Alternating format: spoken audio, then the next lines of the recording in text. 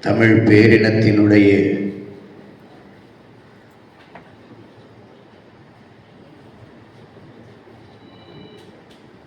பேரறிஞர் ஐயா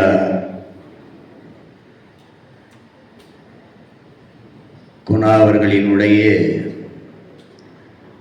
பிறந்த நாள் பெருவிழாவை